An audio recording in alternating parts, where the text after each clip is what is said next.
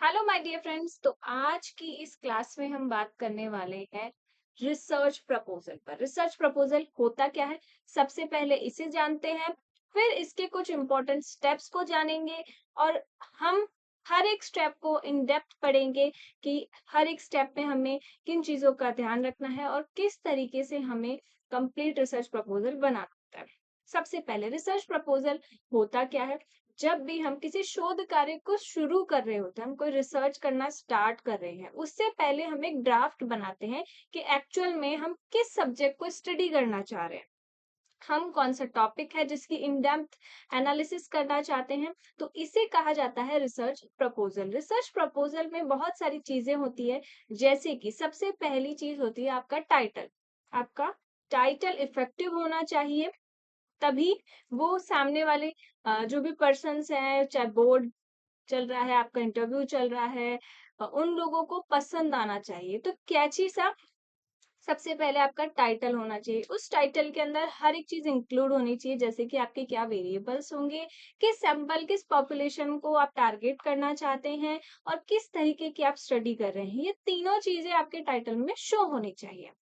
Second thing, research proposal का एक format होता है, उस फॉर्मेट के हिसाब से ही आपको काम करना होता है। आप जो भी रिव्यू ऑफ लिटरेचर कर रहे हैं, आप जो भी ऑब्जेक्टिव्स बना रहे हैं, जो भी मेथड्स आप इस्तेमाल करने चाह रहे हैं इन फ्यूचर, जब आप एक्चुअल में रिसर्च करेंगे, उसके लिए आपको अभी ड्राफ्ट बनाना होगा, उसे रिसर्च प्रपोजल कहते हैं। रिसर्च प्रपोजल की कुछ स्टेप्स होती है, उन स्टेप्स को हम समझते हैं। देखिए, सबसे पहले जो रिसर्च प्रपोजल होता है वो एक ड्राफ्ट है। ओवरऑल जो भी हम रिसर्च करना चाह रहे हैं, जिस भी एस्पेक्ट की हम स्टडी करना चाहते हैं, चाहे आप साइकोलॉजी की बात करो या अदर किसी भी फील्ड की, आजकल हर एक फील्ड में रिसर्च होती है। चाहे कंपनी कोई नया प्रोडक्ट लॉन्च करना चाहती है, तो उससे पहले भी वो एक रिसर्च प्रपोजल बनाते हैं। देन उस प्रोडक्ट की स्टडी की जाती है, एक्चुअल स्टडी बाद में की जाती है, पहले हम एक प्रपोजल बनाते हैं। आपने यूट्यूब पर जब आप कोई वीडियो देख रहे होते हैं, उस दौरान कभी-कभी बीच में आता है एक एडवर्टाइजमेंट कि आप किस तरीके के कंटेंट देखना चाहते हैं। फिर आपको 4 ऑप्शन दिए जाते हैं, उन चारों में से किसी एक को चूज़ करना होता है। तो वो भी रिसर्च का ही एक पार्ट है। वो रिसर्च करते हैं कि ह्यूमन ज़्यादा किस तरीके का कंटेंट देखना पसंद कर रहे हैं, कौन से एज ग्रुप से आप हो, चाहे आप किसी कंपनी का प्रोडक्ट ले लो, चाहे आप ब्यूटी क्रीम्स ले लीजिए या फिर आप मॉइस्चराइज़र ले लो, चाहे हेयर ऑयल ले लो, हर चीज़ की स्टडी की जाती है। यहाँ तक कि हम जो स्मार्टफ़ोन यूज़ कर रहे हैं, उसको भी मार्केट में स्टडी किया जाता है। पहले उस चीज़ पर रिसर्च की जाती है कि किस पॉइंट को या फिर किस चीज़ को लोग ज़्यादा पसंद कर रहे हैं, फिर उस पर आगे काम किया जाता है। तो ये रिसर्च प्रपोज़ल भी बिल्कुल उसी तरीके से है।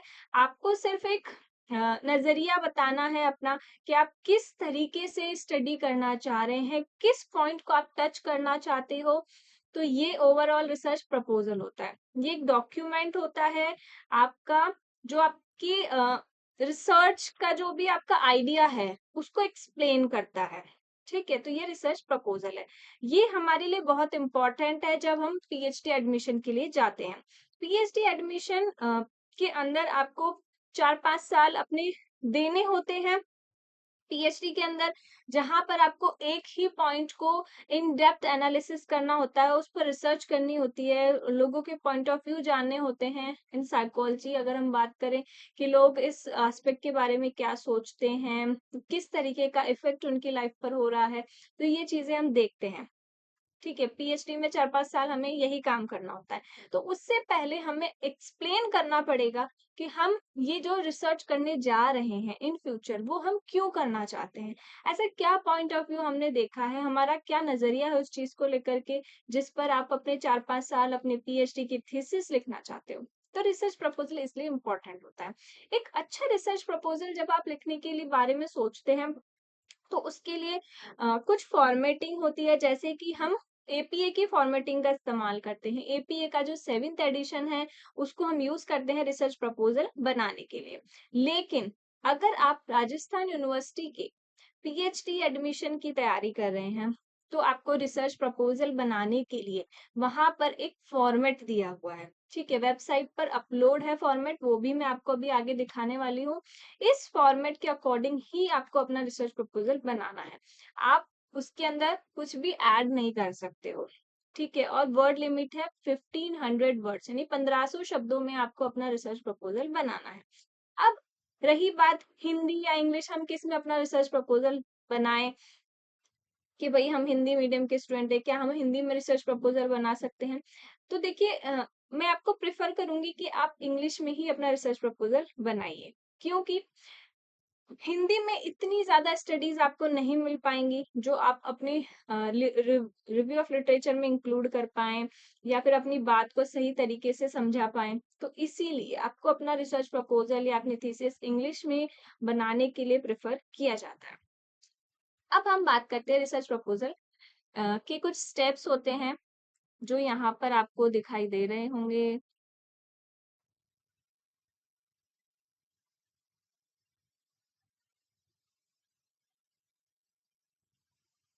इसको हम इनलार्ज कर देते हैं ताकि हम हर एक स्टेप को अच्छे से समझ पाए। तो रिसर्च प्रपोजल का जो फर्स्ट स्टेप होता है वो होता है टाइटल या इंट्रोडक्शन। टाइटल या इंट्रोडक्शन कम शब्दों में जब आप अपनी बात अच्छे से समझा देते हैं। जब हम न्यूज़पेपर पढ़ते हैं, न्यूज़पेपर में एक हेडलाइन होती है, हेडलाइन के अंदर छोटे शब्दों में या एक पैराग्राफ में कुछ लिखा हुआ होता है, लेकिन इफेक्टिव क्या होनी चाहिए, हेडलाइन।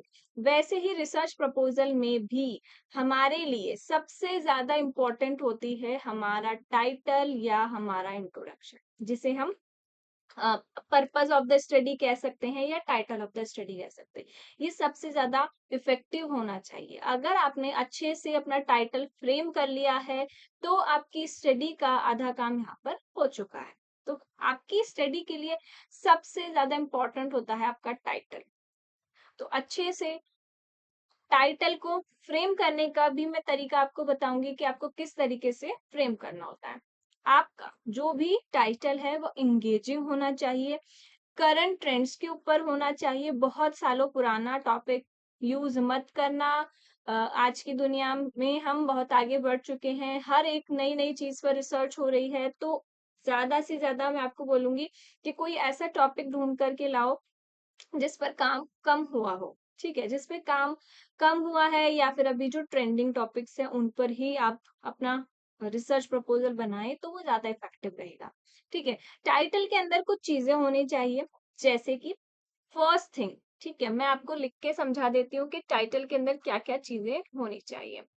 सबसे पहले बात करते हैं, आइए, टाइटल। टाइटल को किस तरीके से फ्रेम किया जाता है? तो टाइटल को फ्रेम करने का ना एक तरीका होता है कि आप सबसे पहले तो अपने वेरिएबल्स,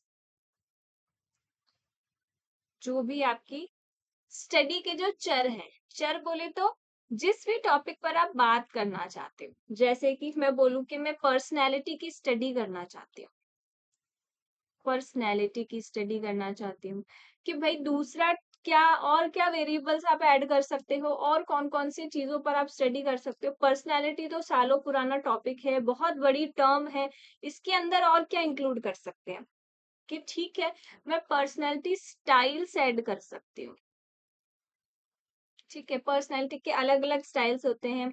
आप कौन सा चूज करना चाहते हो, कौन सी थ्योरी को आप प्रेफर कर रहे हो पर्सनैलिटी की, उसके हिसाब से आप यहाँ पर अपना एक वेरिएबल आपने चूज कर लिया, ठीक है। मैं पर्सनैलिटी स्टाइल्स पे काम करना चाहती हूँ कि भाई और क्या टॉपिक आप इंक्लूड कर सकते हो, सिर्फ एक ही टॉपिक पर आप स्टडी नहीं कर सकते, तो इसलिए हमें इसमें और ज्यादा वेरिएबल्स ऐड करने पड़ेंगे। जैसे कि पर्सनैलिटी ले लिया मैंने, अब मैं देखना चाहती हूँ कि अलग अलग पर्सनैलिटी के लोग होते हैं दुनिया में, तो हर पर्सनैलिटी के पर्सन पर हैप्पीनेस का क्या लेवल है, वो कितना खुश है, तो हैप्पीनेस भी यहाँ मैं ऐड करना चाहती हूँ। तो यहाँ पर मेरे दो वेरिएबल्स हो चुके हैं। लेकिन अगर आप चाहते हैं कि नहीं, मैं और भी कई सारे टॉपिक्स को इंक्लूड करके एक स्टडी करना चाहते हूँ या चाहती हूँ, तो आप वो भी कर सकते हो, आप बहुत सारे वेरिएबल्स भी ले सकते हो, लेकिन 4 या 5 से ज्यादा वेरिएबल्स लेना सही नहीं होता है। तो मैं आपको प्रेफर करूंगी कि आप 3 या 4 वेरिएबल्स को लेकर ही उन पर स्टडी कीजिए। और क्या ऐड किया जा सकता है कि जैसे कि मैं देखना चाहती हूँ कि फैमिली कल्चर या फिर आप देख लीजिए पेरेंटिंग स्टाइल का क्या इफेक्ट होता है इन दोनों चीजों के ऊपर, पर्सनैलिटी या हैप्पीनेस के ऊपर। पेरेंटिंग स्टाइल, तो इस तरीके से आप कोई भी टॉपिक अपना चूज कर सकते हो, कोई भी वेरिएबल्स ले सकते हो। अब वेरिएबल चूज करने से के पहले आपको कुछ रिसर्च करनी पड़ेगी, ठीक है, आपको रिव्यू ऑफ लिटरेचर करना पड़ेगा। तो अभी हमारा फाइनलाइज नहीं हुआ है टॉपिक, तो मुझे जाना पड़ेगा गूगल स्कॉलर पर। ठीक है, आप गूगल पर टाइप कीजिए गूगल स्कॉलर। जैसे कि अ, मैं आपको दिखा देती हूँ एक बार किस तरीके से आपको अपनी स्टडी करनी है। ये गूगल पर हम गए, यहाँ पर हम लिखेंगे गूगल स्कॉलर।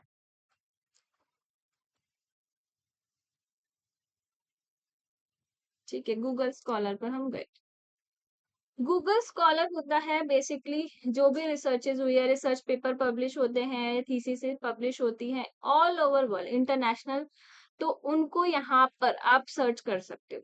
जैसे कि मैंने अभी लिखा था पर्सनैलिटी स्टाइल, तो मैं यहाँ लिख सकती हूँ पर्सनैलिटी स्टाइल क्या होती है।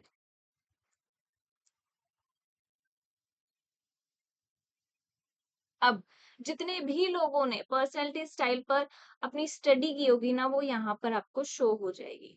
ठीक है, तो इस तरीके से यहाँ पर जितने भी चीजें अवेलेबल है, चाहे बुक्स है, चाहे थ्योरीज है, असेसमेंट है, टेस्ट है, वो सब आपके पास यहाँ पर आ जाएंगी।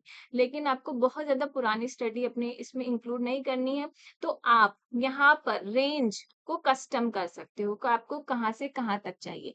कि मुझे 2010 से लेकर के मुझे, सॉरी, 2010 से लेकर के मुझे 2020 तक की स्टडी चाहिए। तो ये आप जब सर्च करेंगे कस्टम, तो फिर आपको उस हिसाब से वो अपनी स्टडीज दिखाएगा कि इन पर ये काम हो चुका है, पर्सनैलिटी के डिसऑर्डर्स ये होते हैं, पर्सनैलिटी स्टाइल से होती है। अब आप सर्च करना चाहें तो इसके साथ कोई भी टॉपिक डाल करके पर्सनैलिटी स्टाइल्स एंड हैप्पीनेस, ये मैंने सर्च किया, तो यहाँ पर जितनी भी रिसर्चेस हुई है आप एक एक चीज को खोल करके आराम से देख सकते हैं, पढ़ सकते हैं उन्होंने किस मेथड को इस्तेमाल किया है, उन्होंने और कौन से वेरिएबल्स लिए हैं, और उनकी स्टडी का कंक्लूजन क्या आया। जब आप इनसे जाएंगे, इनसे गो थ्रू होंगे कि उन्होंने कौन कौन से वेरिएबल्स लिए हैं, पर्सनैलिटी को क्या क्या चीजें इफेक्ट करती हैं, तो आपको चीजें समझ में आएंगी। इस तरीके से आपको रिव्यू ऑफ लिटरेचर करना होगा। ठीक है, फिर आप जाकर के कहीं पर फाइनलाइज कर सकते हो कि हाँ मुझे इन चीजों पर काम करना है। तो वेरिएबल्स तो मैंने आपको समझा दिए, अब मैं आपको समझाती हूँ कि टाइटल में और क्या चीज होनी चाहिए। टाइटल में वेरिएबल्स के अलावा दूसरी चीज होती है आपका सैंपल या आपका पॉपुलेशन, कि आपकी टारगेट क्या है, आप किस एज ग्रुप के लोगों पर या फिर किस तरीके के लोगों पर, जैसे कि एडोलोसेंस हैं, अडल्ट्स हैं या ओल्ड पीपल्स हैं, आप किन पर स्टडी करना चाहते हो, वो टारगेट भी आपको लिखना पड़ेगा। या फिर आप ऐसे भी लिख सकते हो जैसे कि स्कूल गोइंग चिल्ड्रंस या फिर कॉलेज स्टूडेंट्स, या फिर आप किसी कॉलेज, सॉरी, बैंक एम्प्लॉय पर स्टडी करना चाहते हो, या फिर आप नर्सेस पर स्टडी करना चाहते हैं, या फिर आप किसी अदर एस्पेक्ट पर स्टडी करना चाहते हैं कि मैं अर्बन, जो शहरों में लोग रहते हैं सिर्फ उन पर स्टडी करना चाहते हो, या रूरल स्टडी करना चाहते हैं आप। तो इस तरीके से आपको अपना टारगेट भी मेंशन करना होगा टाइटल में। ठीक है, तो ये कुछ टाइटल को फ्रेम करने के तरीके हैं। अब मैं अपना टाइटल भी फ्रेम करके आपको बता देती हूँ कि आपको किस तरीके से आगे टाइटल फ्रेम करना होगा। ठीक है, तो सबसे पहले मैं देखना चाहती हूँ, और दूसरी चीज कि हमारी स्टडी किस तरीके की है। हमारी स्टडी है कि हम इफेक्ट देखना चाहते हैं कि एक वेरिएबल का दूसरे पर क्या प्रभाव है, तो इफेक्ट वाली स्टडी हो गई। अगर हम देखना चाहते हैं कि इन दोनों का रिलेशनशिप कैसा है, तो कोरिलेशनल स्टडी हो गई। तो आपका जो रिसर्च डिजाइन है वो भी आपको मेंशन करना होगा अपने टाइटल के अंदर। आप चाहें तो कर सकते हैं, अगर आप नहीं चाहते हैं तो आप नहीं भी कर सकते हैं। ऐसा कोई ज़रूरी नहीं है। बस आपका टाइटल पढ़ते ही अगले को समझ में आ जाए कि हाँ, ये क्या स्टडी करना चाहता है, क्या वेरिएबल्स है, कौन-सी टारगेट पॉपुलेशन है, इस तरीके का आपका टाइटल होना चाहिए। जैसे कि मैं आपको टाइटल फ्रेम करके बता देती हूँ। Uh, effect of AI, artificial intelligence, AI on social support. Effect of AI on social support, कि एआई का सोशल सपोर्ट पर क्या इफेक्ट होता है, क्या प्रभाव होता है, क्या ये बढ़ जाता है, सोशल सपोर्ट ज्यादा मिलेगा लोगों को या सोशल सपोर्ट कम हो जाएगा, या फिर आप इसकी जगह कोई और दूसरा टॉपिक भी रख सकते हो जो भी आपको पसंद हो।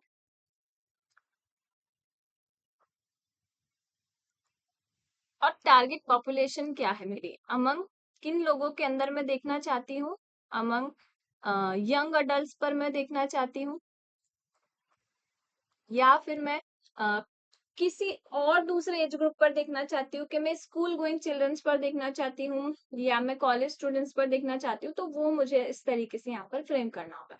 अब इस टाइटल को पढ़ के आपको कुछ चीजें समझ में आ रही है कि आप एक तो इफेक्ट देखना चाह रहे हो, यानी कि आपकी क्वांटिटेटिव स्टडी है, ठीक है। और आपके वेरिएबल्स क्या है, कि मेरे वेरिएबल्स है एआई, एक तो एआई को मैं स्टडी करना चाहती हूँ, या फिर एआई यूजेज भी आप लिख सकते हो, सोशल मीडिया यूजेज भी लिख सकते हो, ठीक है। ऑन सोशल सपोर्ट, कि दूसरा मेरा वेरिएबल है सोशल सपोर्ट, कि हर व्यक्ति को कितना सोशल सपोर्ट मिलेगा अगर वो इन चीजों का इस्तेमाल कर रहा है, अमन। और दूसरा मेरा एज ग्रुप क्या है, कि मेरा एज ग्रुप है यंग अडल्ट, तो इन लोगों पर मैं स्टडी करना चाहती हूँ। अब हम नेक्स्ट पर आते हैं। दूसरा स्टेप होता है जो कि बहुत ज्यादा इंपॉर्टेंट होता है हमारे लिए, लिटरेचर रिव्यू। लिटरेचर रिव्यू में आपको करना क्या है, आप चाहें तो एआई टूल्स का भी इस्तेमाल कर सकते हैं, जैसे कि साइज स्पेस और पेपर पर, ठीक है। पेपर पेल और साइज स्पेस, ये दो ऐसे एआई टूल है जो मैं खुद भी यूज करती हूँ अपने रिसर्च वर्क के लिए। तो ये हमारे लिए कुछ हेल्पिंग हैंड्स हैं, ठीक है। हेल्पिंग हैंड्स हैं ये हमारे एआई टूल्स जो हमें मदद करते हैं। अब लिटरेचर रिव्यू के लिए हमें गूगल स्कॉलर पर आप मैनुअली भी जा सकते हो, आपको जो पेपर पसंद आया उसको आप अलग रख करके खुद से भी लिटरेचर रिव्यू कर सकते हैं, या फिर आप चाहें तो एआई टूल्स का भी इस्तेमाल कर सकते हैं। आपको जब रिसर्च प्रपोजल बनाना है ना, तो आपको बहुत सारी स्टडीज को इंक्लूड नहीं करना है। आपको इफेक्टिवली जो सबसे ज्यादा अच्छे तरीके से आपको स्टडी समझ में आ रही है, आपको पूरा पेपर उसका पढ़ना है, उन 2 या 3 स्टडीज को ही अपने लिटरेचर रिव्यू में इंक्लूड करो।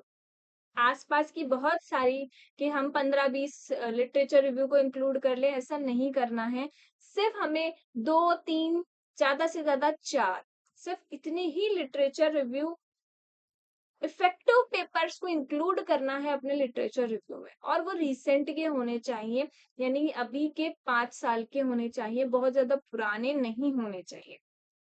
लिटरेचर रिव्यू में आपको एक स्टडी को तो इंक्लूड करना ही है, साथ ही साथ आपको रिसर्च गैप भी मेंशन करना है, कि आपने क्या गैप फाइंड आउट किया है इतना लिटरेचर करने के बाद। आपने बहुत सारे शोध पत्र यानी रिसर्च पेपर को पढ़ने के बाद आपने क्या गैप फाइंड आउट किया, कि उन सब लोगों ने किस चीज पर स्टडी नहीं की थी। उन लोगों ने एडोलसेंस पर स्टडी नहीं की थी, या उन्होंने सिर्फ मेल पर ही स्टडी करी है, फीमेल्स को इंक्लूड नहीं किया है, या फिर वो पर्सनैलिटी के साथ दूसरे वेरिएबल्स को स्टडी उन्होंने कर लिया था, लेकिन हैप्पीनेस को स्टडी उन्होंने नहीं किया है। जैसे कि एआई यूजेज को तो कर लिया है, सोशल मीडिया एडिक्शन तो कर लिया है, लेकिन उन्होंने सोशल सपोर्ट को स्टडी नहीं किया है। तो अपने गैप, रिसर्च गैप के अंदर आपको मेंशन करना होगा, और ये आपके लिए सबसे ज्यादा जरूरी है कि आप इस स्टडी को क्यों करना चाहते हैं, ठीक है। तो इसीलिए हमारा रिसर्च गैप लिखना बहुत ज्यादा जरूरी होता है, इसको रेशनल ऑफ द स्टडी भी आप कह सकते हो, ठीक है। अब हम आते हैं थर्ड स्टेप पर, जिसे कहा जाता है रिसर्च मैथडोलॉजी। आपको यहाँ पर डिस्क्राइब करना होगा कि हम इस चीज की स्टडी करना चाहते हैं, कि जैसे कि मैं मोबाइल फोन जो लोग इस्तेमाल करते हैं उन पर स्टडी करना चाहती हूँ, कि उनका क्या एक्सपीरियंस है, वो क्या चाहते हैं कि मोबाइल में कौन से नए एप्लीकेशन होने चाहिए।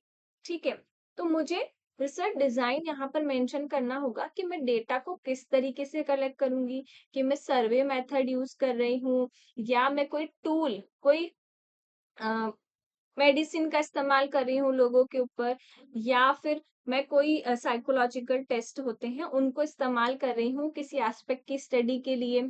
तो मैं किस तरीके की स्टडी चाहती हूँ, या फिर मैं लोगों को कहानियां उनकी सुन रही हूँ, इंटरव्यू ले रही हूँ, या उनसे यस नो में आंसर ले रही हूँ, कौन सी मेथड का मैं इस्तेमाल कर रही हूँ अपनी स्टडी के लिए, वो आपको मेंशन करना होगा रिसर्च मेथड में। आपका सैंपल क्या है, किस सैंपल पर आप काम कर रहे हो, लड़कियों पर, लड़कों पर, एज ग्रुप क्या है, इंक्लूसिव क्राइटेरिया क्या है आपका, किन किन लोगों को आप इंक्लूड कर रहे हो, एक्सक्लूसिव क्राइटेरिया किन लोगों को आप इंक्लूड नहीं कर रहे हो, और क्यों एक्सक्लूड कर रहे हो वो भी आपको यहाँ पर लिखना होता है। ठीक है, आपका सिंपल, आपका मेथड, आपकी हाइपोथेसिस, सबसे ज्यादा इंपॉर्टेंट होती है आपकी हाइपोथेसिस, परिकल्पना जिसको कहते हैं, वो आपको अपनी रिसर्च मेथोडोलॉजी में लिखनी होगी। ठीक है, तो इन फ्यूचर हम ऐसा काम करेंगे, तो फ्यूचर टेंस में होना चाहिए आपकी रिसर्च मेथड को। ठीक है, ये कंप्लीट जो वर्क हम कर रहे हैं, ये हमारी अभी तक तो हमने हाइपोथेसिस डेवलप करी है।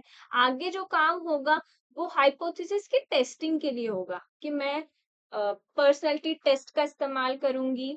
तो पर्सनैलिटी टेस्ट कौन सा होगा, किसके द्वारा बनाया गया है वो, तो ये कुछ चीजें हैं, वो मुझे यहाँ पर मेंशन करनी होती है कि मैं इस स्टेप का इस्तेमाल करूंगी, इस टेस्ट का यूज करूंगी, या इस अपैरेटस का यूज करूंगी अपनी स्टडी के लिए। ठीक है, अब उसके बाद होता है स्टेप 4, एक्सपेक्टेड आउटकम। आपका जो पूरी स्टडी आप करेंगे उसका एक्सपेक्टेड आउटकम क्या होगा, आप क्या सोच रहे हैं उसके बारे में, क्या पर्सनैलिटी स्टाइल जो लोगों की होती है उसका प्रभाव हैप्पीनेस पर पड़ता है, या फिर जो लोग एआई का ज्यादा इस्तेमाल करते हैं उनको सोशल सपोर्ट कम मिलता है।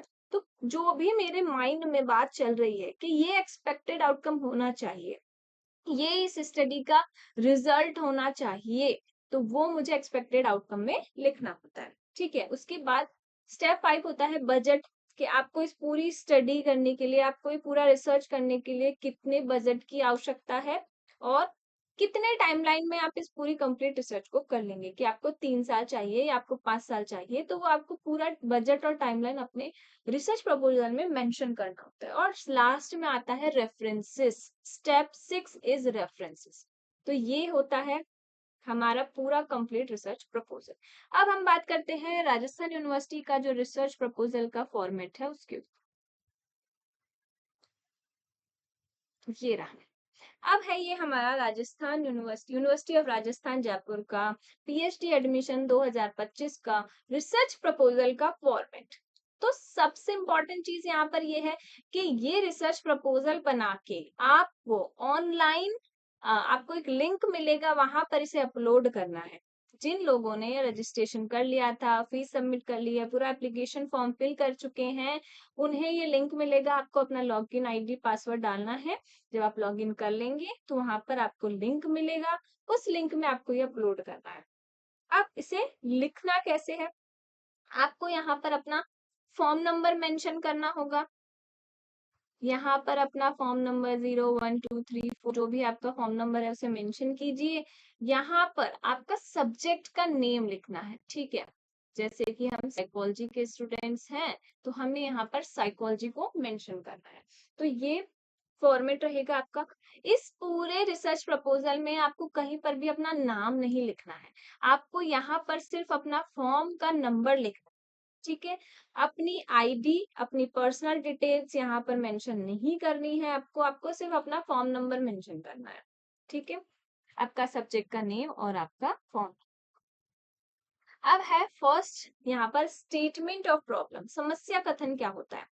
जब भी आप किसी शोध कार्य को स्टार्ट करते हैं, मैंने अभी आपको बताया टाइटल, वो टाइटल यहाँ पर आपको मेंशन करना है, या फिर आप किस प्रॉब्लम के सॉल्यूशन को फाइंड आउट करना चाहते हो, उसे यहाँ पर मेंशन कर सकते हैं आप। ठीक है, तो ये होता है समस्या कथन, जो कि कम शब्दों में होना चाहिए, इसीलिए आपको यहाँ पर जो स्पेस है वो बहुत कम दी गई है। इसे आप 1 से 2 लाइन के अंदर ही मेंशन कीजिएगा। ठीक है, आप चाहे तो इसे हैंड रिटन भी लिख सकते हैं या फिर आप इसे टाइप भी कर सकते हैं। ठीक है, मैं आपको प्रिफर करूंगी कि आप इसको टाइप फॉर्मेट में ही लिखिए। हैंड रिटन कई बार सामने वाले को नहीं समझ में आता है, आप इसको टाइप फॉर्मेट में ही अपलोड कीजिएगा। अब यहाँ पर लिखने हैं ऑब्जेक्टिव्स, ऑब्जेक्टिव यानी उद्देश्य। आप इस स्टडी को क्यों करना चाहते हैं, किस पर्पस से आप इसको शुरू करना चाह रहे हैं, तो आपको यहाँ पर ऑब्जेक्टिव्स लिखने होंगे कि जितने भी ऑब्जेक्टिव्स हैं, कि जैसे कि मैं पर्सनैलिटी स्टाइल्स को मेजर करना चाहती हूँ, to find out the level of personality styles, या to find out the different types of personality. ठीक है, इस तरीके से, या फिर to find out the level of happiness. इस तरीके से आपको अपने ऑब्जेक्टिव्स लिखने हैं। जितने भी ऑब्जेक्टिव्स आपके बन रहे हैं स्टडी में, जितने आपके वेरिएबल्स होंगे, उस हिसाब से आपको यहाँ पर ऑब्जेक्टिव लिखने हैं। 4-5 ऑब्जेक्टिव आप अपने लिख सकते हो, मेंशन कर सकते हो। जितने कम शब्दों में आप अपनी बात कहेंगे, उतना ही आपके लिए अच्छा होगा, पर ऑब्जेक्टिव आपको 4 या 5 जितने वेरिएबल्स है उसके हिसाब से लिखने हैं। अब हम आते हैं थर्ड पॉइंट पर, जिसका नाम है review of literature. Review of literature में करना क्या होता है हमें, मैंने अभी आपको समझाया। आपको गूगल स्कॉलर या फिर आपको किसी भी एआई टूल का इस्तेमाल करके आप रिव्यू ऑफ लिटरेचर कर सकते हो अपने टॉपिक के ऊपर। आपका जो टाइटल आपने फ्रेम किया है, उसी के ऊपर आपको रिव्यू ऑफ लिटरेचर करना है। ठीक है, तो यहाँ पर रेलिवेंट स्टडीज, कुछ चुनिंदा जो इफेक्टिव हो, रेलिवेंट हो, उन्हीं 4-5 स्टडीज को आपको यहाँ पर इंक्लूड करना है। मैं तो बोलूंगी आपको कम से कम स्टडीज को यहाँ पर इंक्लूड करना, और यहाँ पर आपको रिसर्च गैप भी लिखना है। ठीक है, भूलना नहीं है, आपको रिव्यू ऑफ लिटरेचर ROL के साथ यहाँ पर रिसर्च गैप भी मेंशन कर, रिसर्च गैप। इस गैप के अंदर आपको बताना है कि आपने जो रिव्यू ऑफ लिटरेचर किया, उसके बाद आपने क्या क्या चीजें फाइंड आउट करी, कि आपने जो वेरिएबल लिया है वो क्यों लिया है, किस तरीके से वो इफेक्टिव है, उनके बीच में किस तरीके की रिलेशनशिप है, और वो इम्पोर्टेंट क्यों। ठीक है, तो ये रिसर्च गैप होता है। अब आगे चलते हैं। इसके बाद यहाँ पर आपको दिया गया है मेथडोलॉजी। मेथडोलॉजी यानी क्रियाविधि, कि हम जो रिसर्च कार्य करने जा रहे हैं, जैसे कि मैं किसी ह्यूमन सेल की स्टडी अगर कर रही हूँ, तो मुझे किन किन चीजों की आवश्यकता होगी और मैं किस तरीके की स्टडी करूंगी। ठीक है, मेथडोलॉजी में हम सबसे पहले लिखते हैं ऑब्जेक्टिव्स, हम ऊपर लिख चुके हैं, यहाँ पर आपको मेंशन नहीं करना है। यहाँ पर आप लिखनी है हाइपोथेसिस, कि आप किस तरीके की हाइपोथेसिस यहाँ पर बनाएंगे। ठीक है, और इसके अलावा यहाँ पर आपको लिखना है simple participants of the study, कि आप अपने शोध कार्य के लिए किन किन पार्टिसिपेंट्स की आपको जरूरत रहेगी। उसके अलावा आपको लिखना है टूल्स, कौन कौन सी टूल्स आप इस्तेमाल करेंगे। रिसर्च डिजाइन, किस तरीके का आपका शोध कार्य है। तो ये कुछ इंपॉर्टेंट चीजें हैं जो आपको इस मेथोडोलॉजी के अंदर इंक्लूड करनी है। ठीक है, रिसर्च डिजाइन। रिसर्च डिजाइन में बेसिकली होता क्या है कि आप क्वालिटेटिव स्टडी कर रहे हैं, यानी कि किसी चीज को माप रहे हैं। ठीक है, जैसे कि मैं पानी है, वाटर है, इसको मैं मापना चाहती हूँ, इस पर मैं शोध कार्य करना चाहती हूँ। तो अब मैं इस पानी के मेजरमेंट के लिए किस तरीके का टूल इस्तेमाल करूंगी, कि भाई मैं इसको इंच में नापूंगी क्या, नहीं, इंच में नहीं नाप सकते।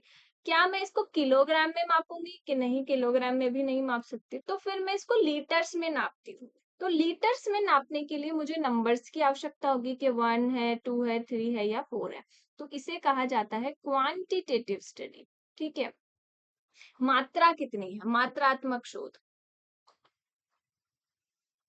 ठीक है, और अगर मैं कह दूं कि ये कितना थिक है वाटर, इसके अंदर क्या-क्या चीज़ें इंक्लूडेड हैं, या फिर मैं कह दूँ कि मैं लोगों से उनके व्यवहार के बारे में जानना चाहती हूँ कि वो जब किसी सैड वाली सिचुएशन में चले जाते हैं, किसी दुःख वाली परिस्थिति में जाते हैं, तो उनका क्या व्यवहार होता है।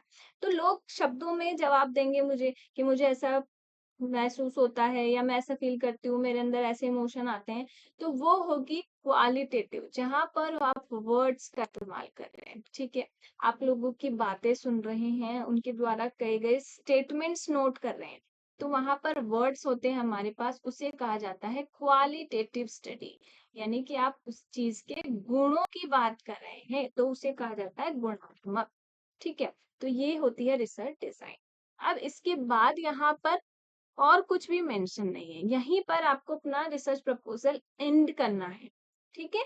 तो मेरे को तो लगता है कि रिसर्च प्रपोज़ल 1500 वर्ड्स में इनफ होता है, ठीक है? जहाँ पर आपको रिसर्च पेपर 3000 शब्दों में लिखना होता है, पूरा रिसर्च पेपर होता है। आपके लिए यहाँ पर 3 पेज हैं और आपके लिए स्पेस भी इतना इनफ है कि आप 1500 वर्ड्स में अपना रिसर्च प्रपोज़ल बना सकते हो, ठीक है? 1 आध वर्ड या 5-10 वर्ड ऊपर-नीचे हो जाते हैं, तो उससे कोई फ़र्क नहीं पड़ता है। एग्ज़ैक्ट 1500 में नहीं हो पा रहा है, तो चलता है इतना तो। तो आपको इसी फ़ॉर्मेट में ही काम करना है। आप यहाँ पर कोई भी पेज ऐड नहीं कर सकते हो, डिलीट भी नहीं कर सकते हो, ठीक है? पहली बात याद रखना है। दूसरी चीज़ यहाँ पर आपको अपनी कोई पर्सनल इन्फॉर्मेशन मेंशन नहीं करनी है, ना अपना नाम लिखना है, ना कोई और आइडेंटिटी लिखनी है। तीसरी चीज़ यहाँ पर सिर्फ फॉर्म नंबर आपको मेंशन करना है और अपना सब्जेक्ट मेंशन करना है। और इस राइटअप के लिए आपको पीपीटी प्रेजेंटेशन भी बनाना है। जो राइटअप आपने यहाँ लिखा है, ये तो आप ऑनलाइन अपलोड कर देंगे। इसी टाइटल को अच्छे से एक्सप्लेन करने के लिए पीपीटी प्रेजेंटेशन ज़रूर बनाइएगा और उसे आप अपनी पेन ड्राइव में लेके जाइएगा और एक जो रिसर्च प्रपोज़ल आपने बनाया है, इसकी कॉपी भी आपको ले जानी है। हार्ड कॉपी यानी कि इसका प्रिंट आउट ले जाना है आपको। जब आप इंटरव्यू के लिए आपको कॉल आएगा कि आपका इंटरव्यू है, आप आइए, तो ये कुछ चीज़ें आपको अपने साथ ले जानी है, ठीक है? आपको एक तो इस फॉर्मेट की कॉपी ले जानी है, जो भी आपने बनाया है। हो सके तो 2 ले जाइएगा, 1 बोर्ड को दे देना और 1 अपने पास रख लेना। तीसरी चीज़ पीपीटी प्रेज़ेंटेशन जो आपके बैकग्राउंड में चलेगी, आपको चीज़ें एक्सप्लेन करनी होगी, तो ये हमारा राइटअप का फॉर्मेट है। अब मैं आपको बताती हूँ कि आपको तैयारी किस तरीके से करनी है। तो देखिए सबसे पहली चीज, जब भी आप इंटरव्यू बोर्ड के सामने जाएंगे, वहां पर आपके सामने 5 से 6 इंटरव्यू के लिए जो मेंबर्स हैं बनाए गए हैं, वो 5 से 6 पर्सन्स आपके सामने मौजूद होंगे। उन सबके सामने आपको अपना रिसर्च प्रपोजल प्रेजेंट करना है। तो पहले से ही एक बार अपने आप की खुद की रिकॉर्डिंग करके देख लीजिए, या फिर अपने फैमिली मेंबर्स, अपने फ्रेंड्स उनको बिठाइए कि आप सामने बैठिए और मेरे से समझिए कि क्या मैं किस इस चीज़ पर स्टडी करना चाहती हूँ, मेरा क्या रिसर्च प्रपोज़ल है। तो आप इस तरीके से प्रैक्टिस कर सकते हो। अपने मोबाइल फ़ोन की रिकॉर्डिंग करके भी आप अपने पॉइंट्स को समझ सकते हैं। ज़्यादा प्रेफ़रेंस मैं दूँगी कि किसी पर्सन को सामने बिठाइए, वो आपसे क्वेश्चन करेगा कि क्या स्टडी है, आप क्यों करना चाहते हो, तो ये आपके लिए इफ़ेक्टिव रहेगा। ठीक है? सबसे पहले तो आप जब इंटरव्यू बोर्ड के सामने जाते हैं, तो अपना जो ड्रेसअप है कंप्लीट, वो सही तरीके से होना चाहिए। फॉर्मल क्लोथ्स आपके होने चाहिए, हेयर टाइड होने चाहिए, यानी कि बाल बंधे हुए हैं आपके, आप प्रेज़ेंटेबल लगने चाहिए इंटरव्यू बोर्ड के सामने। तो कपड़े थोड़े सही से पहन के जाने हैं हमें, पहली चीज़ तो ये है। इससे हमारा अ, कॉन्फिडेंस बूस्ट अप होता है, ठीक है? दूसरी चीज़, जो भी आपने रिसर्च प्रपोज़ल बनाया है, उसको अच्छे से ध्यान से पढ़िएगा और हो सके तो जो आपने लिखा है, उसको समझने की कोशिश करो कि मैंने ये चीज़ मेंशन करी है, इनका क्या मीनिंग होता है, रिसर्च की क्या डेफिनेशन होती है, रिसर्च के अंदर क्या-क्या स्टेप्स होती हैं। तो रिसर्च मेथड्स को अच्छे से समझ के जाइएगा। रिसर्च एप्टीट्यूड आपने यूजीसी नेट के एग्जाम में पढ़ा होगा, उस रिसर्च एप्टीट्यूड को जरूर पढ़ना है। आपने जो भी स्टडी के लिए मेथड यूज किया है, चाहे आपने क्वालिटेटिव किया है, क्वांटिटेटिव किया है, कोरिलेशनल डिजाइन बनाया है, उस डिजाइन को अच्छे से समझो। पॉपुलेशन जो आपके टारगेट है उसको अच्छे से समझो। तो ये कुछ क्वेश्चन पुट अप होते हैं, इंटरव्यू बोर्ड आपसे इन इन चीज़ों पर क्वेश्चन पुट अप कर सकते हैं। और अपना पर्सनल जो आपका इंट्रोडक्शन होता है कि मेरा नाम क्या है, मैं कहाँ से आई हूँ, मेरा कौन-सा कॉलेज है, मैंने कौन-कौन सी डिग्री ली है। एक बार इस पर्सनल इंट्रोडक्शन का भी आपको तैयारी करनी है, उसको भी प्रेज़ेंट करना पड़ेगा आपको इंटरव्यू बोर्ड के सामने। ये कुछ मेरी तरफ से सजेशन थे। उम्मीद है आपको पसंद आएँगे। इस वीडियो को पूरा देखने के लिए आपका धन्यवाद और आई होप कि मेरा ये छोटा-सा इनिशिएटिव आपके काम आएगा। आपका इंटरव्यू अच्छे से हो जाए। इन्हीं शुभकामनाओं के साथ all the very best. Thank you so much. Please like the video और अपने फ्रेंड्स के साथ ज़रूर शेयर कीजिए और चैनल को सब्सक्राइब कीजिए। धन्यवाद।